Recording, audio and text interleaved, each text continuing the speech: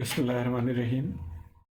आज के इस वीडियो में हम फ़िल्टर्स के बारे में पढ़ेंगे जो एग्ज़ाम चैप्टर 14 से है, और यहाँ पे हम प्राइमरीली एग्जाम्पल 14.10 डिस्कस करेंगे, जिसके लिए एक स्टूडेंट ने फरमाइश की है।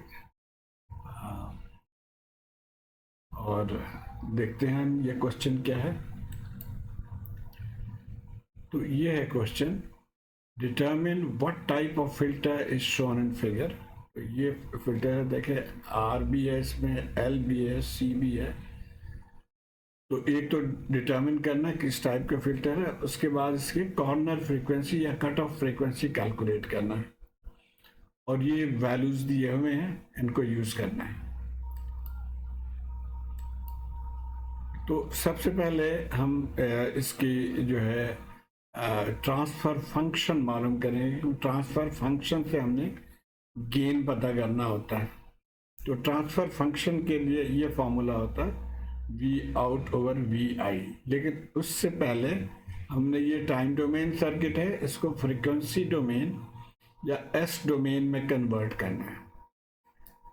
तो ये देखिए, एल या इंडक्टर को हम जे ओमेगा एल लिखते हैं इन फ्रीक्वेंसी डोमेन, और एस एल लिखते हैं इन एस डोमेन। अब बेसिकली ये एक ही चीज़ है, सिर्फ बार बार जे ओमेगा लिखने के बजाय उसको सिंपल एस से रिप्रेजेंट किया जाता है ताकि आसानी हो। इसी तरह जो कैपेसिटर है ये 1/j सी होता है फ्रीक्वेंसी डोमेन में, और जे ओमेगा को हम एस लिख लेते हैं तो 1/SC हो जाता है एस डोमेन में। तो अब हमारा सर्किट जो है वो एस डोमेन में कुछ इस तरह से हो गया कि SL हो गया, 1/SC हो गया, और यहाँ से हम वी आउट ओवर वी इन मालूम करना है, तो वी आउट एक्चुअली मालूम करेंगे हम। तो ये दोनों देखिए पैरेलल में है, इनको हमने एक इम्पिडेंस हम कह रहे हैं जेड इम्पिडेंस है, और जेड इम्पिडेंस बेसिकली इन दोनों को पैरेलल में सॉल्व करके हम निकाल सकते हैं। तो यहाँ पे देखिए, आई होप आप पैरेलल में कैसे सॉल्व करते हैं आपको पता है। ये बहरहाल में फॉर्मूला लिख दिया मैंने, उसके बाद इसको सिंप्लीफाई किया, एलसीएम ले लिया, और ये फर्दर सिंप्लीफाई करके ये वैल्यू आ गया हमारे पास z का। तो ये z आ गया जी। अब हम यहाँ से v आउट मालूम कर सकते हैं बाय वोल्टेज डिवीजन रूल, और वोल्टेज डिवीजन रूल का आई होप आपको याद है कि वी आउट क्या होगा कि V I divided by total impedance, V I divided by total impedance multiplied by जिसके क्रॉस वोल्टेज मालूम करना है, यानी z। और यहाँ से फिर हम वी आई को इधर लेकर आ गए तो ये रह गया, और अब इसमें हम वैल्यूज पुट करने हैं z के, और इसको हम फर्दर सिंप्लीफाई करते जाएंगे। तो ये देखिए, ये दोनों डिनोमिनेटर से हमें काट दिया हमने, तो ये वैल्यू हमारे पास आ गया। और इसको जब हम फर्दर सिंप्लीफाई करेंगे तो इस फॉर्म में आ जाएगा। तो अब हमारा एच एस यही चीज आ गया, एच एस डोमेन में। अब हम इसको लेके जाएंगे फ्रीक्वेंसी डोमेन में, यानी एस को रिप्लेस कर देंगे जे ओमेगा से। यहाँ पे देखिए एक चीज आपके ध्यान में रखना कि जब हम एस स्क्वायर करते हैं तो इसका मतलब हुआ जे ओमेगा स्क्वायर, और जे ओमेगा स्क्वायर का मतलब हुआ जे स्क्वायर और ओमेगा स्क्वायर। और आपको यकीनन पता होगा कि जे स्क्वायर बराबर है -1 के, तो -1 ओमेगा स्क्वायर हो जाएगा ये। तो अब हम यहाँ पे इसको लिख लेंगे, ये एस के जगह पे ये वैल्यूज हमने पुट कर दिया, तो ये हमारा आ गया in H in frequency domain, या transfer function in frequency domain. अब यहाँ पे देखिए, ये इसके साथ जे है तो ये इमेजिनरी टर्म्स है, इन दोनों के साथ जे नहीं है तो ये रियल टर्म्स है, तो इनको हमने इस तरह से अलग कर लिया। अच्छा, अब दो एक्सट्रीम वैल्यू हम ले लेंगे। हम फर्ज करते हैं कि अगर ओमेगा 0 है तो इसके वैल्यू क्या होगा। तब देखिए, ये भी 0, ये भी 0, तो r ओवर r यानी 1 हो गया। और दूसरे एक्सट्रीम पे हम कहते हैं अगर ओमेगा इन्फिनिटी हो जाए, तो नीचे अगर इन्फिनिटी होता है anything divided by infinity is 0, तो ये 0 आ गया। अब हम इसको कुछ इस तरह से हम प्लॉट कर सकते हैं। ये 1 इन्फिनिटी जहाँ 0 पे 1 आ गया था यहाँ से, और इन्फिनिटी पे ये ऑलमोस्ट 0 है, यहाँ तो 0 है लेकिन हम इन्फिनिटी तक जा नहीं रहे। तो इसकी शेप कुछ इस तरह से आउटपुट शेप या इसकी जो ट्रांसफर फंक्शन की शेप है वो इस तरह से है। तो अब इससे आप क्या अंदाजा लगा सकते हैं? आप देखिए जो लोअर फ्रीक्वेंसी है दैट इज पासिंग, और हायर फ्रीक्वेंसी को ये अटेन्यूएट कर रहा है, 0 कर दे रहा है। तो इसका मतलब हुआ ये लो पास फिल्टर है। So we conclude that the circuit in figure is a second order low pass filter। हमने तो लो पास फिल्टर कहा, सेकेंड ऑर्डर कैसे हुआ कि यहाँ पे देखिए दो एनर्जी स्टोरेज एलिमेंट्स है, एक इंडक्टर है और एक कैपेसिटर है। तो जहाँ पे दो एलिमेंट्स हैं वो सेकेंड ऑर्डर होता है, जहाँ पे सिंपल सिर्फ एक हो तो उसको फर्स्ट ऑर्डर कहते हैं। तो second order low pass filter ये हो गया। ये हमारे क्वेश्चन का पहला हिस्सा हमने सॉल्व कर लिया। अब हम आ जाते हैं दूसरे हिस्से पे, कैलकुलेट द कॉर्नर फ्रीक्वेंसी या कट ऑफ फ्रीक्वेंसी। अब कॉर्नर फ्रीक्वेंसी या कट ऑफ फ्रीक्वेंसी समझने के लिए हम फिर डायग्राम में आ जाते हैं। ये हमारा एक्चुअल डायग्राम है, लेकिन इस डायग्राम में प्रॉब्लम ये होता है कि हम कहाँ पे कहें कि ये खत्म हो गया, कहाँ से 0 हो रहा है और कहाँ तक ये 1 रहेगा। तो उसके लिए एक पॉइंट यहाँ पे पता किया जाता है जहाँ पे इसके आउटपुट वैल्यू 0.707 या 1/√2 के बराबर है। उस पॉइंट को हम कहते हैं कि बस इससे पहले ये सर्किट कंडक्ट करेगा और इसके बाद इट विल बी 0। तो ये एक एजम्पशन है, आइडियल केस में ये होता है, प्रैक्टिकल केस में नहीं होता है। प्रैक्टिकल में ये है, आइडियल में ये है। हाँ, अलबत्ता आप इसको मॉडिफाई करके बहुत शार्प कर सकते हैं। एनीवे, अब यहाँ से एक चीज हमें नजर आ रहा है कि जो ओमेगा है, जहाँ पे ये हाफ हो वहाँ पे ओमेगा को हम कहते हैं ओमेगा सी, या इसको ही कहते हैं हम क्रिटिकल फ्रीक्वेंसी या कट ऑफ फ्रीक्वेंसी। तो ये हमने मालूम करना है एक्चुअली। तो आइए देखते हैं कैसे। ये हमारा एच ओमेगा था। अब हम यहाँ पे देखिए ये मैग्नीट्यूड है, तो हम इसके पे मैग्नीट्यूड मालूम कर लेंगे। और मैग्नीट्यूड अगर आप इस चीज को ध्यान में रखेंगे, अगर जेड एक्स प्लस जे वाई है तो उसका मैग्नीट्यूड क्या होता है, x² + y²√। तो वही फॉर्मूला हम ये नीचे डिनोमिनेटर के लिए यूज करेंगे। तो डिनोमिनेटर में भी हमने रियल पार्ट के स्क्वायर कर लिया, इमेजिनरी पार्ट के स्क्वायर कर लिया। और अब इसको हम इस पॉइंट पे आ जाएंगे, यहाँ पे इक्वेट करेंगे। तो एक तो इसके वैल्यू हम हाफ ले लेंगे कट ऑफ फ्रीक्वेंसी पे, और दूसरे ओमेगा को हम रिप्लेस कर देंगे by cut off frequency omega C. और यहाँ से अब हम ओमेगा सी की वैल्यू मालूम करेंगे। अब हमने स्क्वायर कर लिया दोनों साइडों पे, इनको क्रॉस मल्टीप्लाई कर लिया, और यहाँ से कॉमन ले लिया, फिर आर कैंसिल हो जाएगा। तो ये हमारे पास एक फार्मूला आया। अच्छा, अब इस फार्मूले में अब हम वैल्यू पुट करेंगे, जो वैल्यूज गिवन है वो हमने पुट कर दिया है। तो ये फार्मूला आ गया। अब ये काफी गंभीर सा फार्मूला है, इसमें से हमने ओमेगा सी की वैल्यू मालूम करना है। इसको जरा हमने इसको खोलिए, ये स्क्वायर हो गया, इसको हम इसी तरह ही रखना है। लेकिन यहाँ से एक नतीजा हम ये निकाल सकते हैं कि ये देखिए ओमेगा सी, और जब हम स्क्वायर ले लेंगे तो ओमेगा सी पावर 4 हो जाएगा।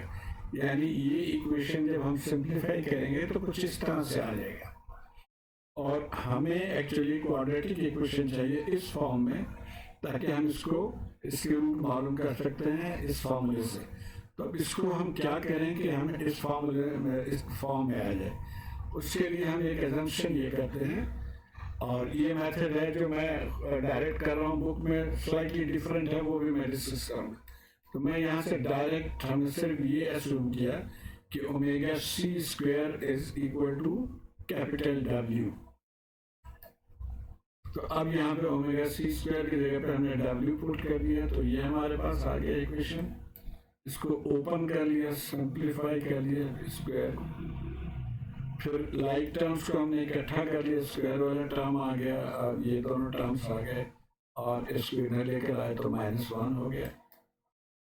अब इसको रीअरेंज करिए तो अब ये हमारे पास आ गया, देखिए इस फॉर्म में। ये देखिए यहाँ से ax² bx + c। और इसको जब हम सॉल्व करेंगे कैलकुलेटर की मदद से तो हमें ये आंसर आएगा। अब आप इस फॉर्मूले से भी चाहें तो कर सकते हैं, थोड़ा सा मुश्किल होगा इस तरह से करना।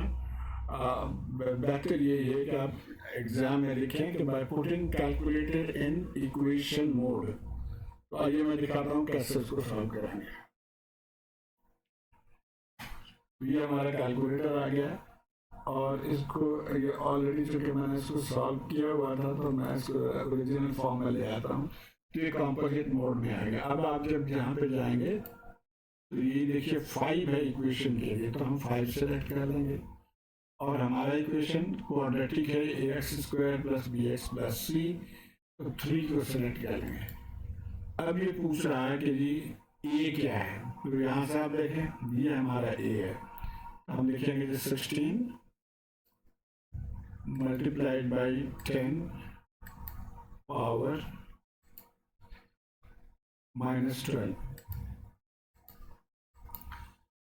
Bracket close equal sign. तो a हो गया। अब b का पूछ रहा है कि ये b क्या है, तो b यहाँ से देखें -7 and 10⁻⁶, so it is -7 into 10 power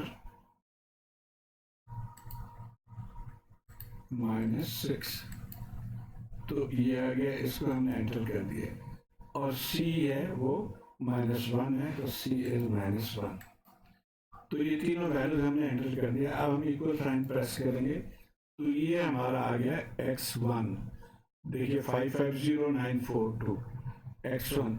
अब आपको पता है कि रूट्स 2 होते हैं, तो हम x2 भी देख लेते हैं। यहाँ से अगर हम इक्वल साइन प्रेस करेंगे तो ये x2 आ गया। x2 नेगेटिव वैल्यू है। अब ये चूंकि हमें फ्रीक्वेंसी हम मालूम कर रहे हैं तो नेगेटिव वैल्यू को हम नेग्लेक्ट कर देंगे, इसको कंसिडर नहीं करेंगे। अच्छा, तो अब हमने W तो मालूम कर लिया, हमने ओमेगा c² मालूम करना है। तो W बराबर है ओमेगा c² के, तो यहाँ से हम अंडर रूट कर लेंगे इसका। तो ये हमारे पास आ गया जी 742 रेडियंस पर सेकेंड, ये आंसर आ गया। अच्छा, जो बुक में टेक्निक उसने यूज़ किया है वो ये कह रहा है कि जी अगर हम फर्ज कर लें कि जी ओमेगा c जो है वो किलो रेडियंस में है, तो अब इसको मैं समझने के लिए मैं कुछ इस तरह से मैंने लिखा है कि omega c = W kilo radiance पर सेकेंड, यानी W × 10⁻³ रेडियंस पर सेकेंड। तो यहाँ जहाँ पे ओमेगा c है वहाँ W 10⁻³ हम लिखेंगे। तो ये देखिए ओमेगा c की जगह W 10⁻³ लिख लिया, यहाँ पे भी लिख लिया। और इसको अब हम ओपन कर लेंगे, सिंप्लीफाई कर लेंगे। ये टर्म्स जो हैं वो कट जाएंगे, यहाँ से भी ये दोनों कट जाएंगे, तो ये वही रिपीट हो गया है। अच्छा, तो यहाँ पे हम आ गए। अब ये देखिए, अब इसको यहाँ पे भी वही प्रॉब्लम है कि W² और फिर ये स्क्वायर हो जाएगा, यानी 4 का टर्म्स आ जाएगा। ये जो जिसको हम अवॉइड करना चाह रहे हैं वो इस फॉर्म में आ जाएगा। तो यहाँ फिर हम तरीका ऐसे करेंगे कि हमें क्वाड्रेटिक फॉर्म में आ जाएगी। तो हमने फर्ज कर लिया कि जी W² = y। अब जब हमने y पुट कर दिया तो इस फॉर्म में आ गया, और इसको जब हम खोल लेंगे तो अब ये हमें क्वाड्रेटिक फॉर्म में हमारा इक्वेशन आ गया, ये प्रॉपर क्वाड्रेटिक फॉर्म में आ गया। और यहाँ पे भी एग्जैक्टली वही टेक्निक हम करेंगे कि कैलकुलेटर को जो है वो इक्वेशन मोड में ले जाएंगे और इसको सॉल्व करेंगे। तो ये 2 आंसर आ जाएंगे। इसको हम नेगलेक्ट कर देंगे क्योंकि ये नेगेटिव में है। आप चाहें तो इसको देख लेते हैं एक नज़र। हम इसको एक टर्म क्या है जी 16 इक्वल साइन b के साथ क्या है -7 इक्वल साइन, और c के जो है वो माइनस। तो अब इसमें आसानी ये हुई कि आपको वो पावर्स नहीं लिखने पड़े, 10⁻⁶ या 10⁻12। तो ये x1 आ गया। अब ये इसको प्रॉपर फॉर्म में लिखने के लिए हम SD प्रेस कर देंगे। तो ये देखिए 0.5509, तो 0.5509 ये हमारा आ गया पहला, और इसी तरह आप दूसरा भी निकाल सकते हैं।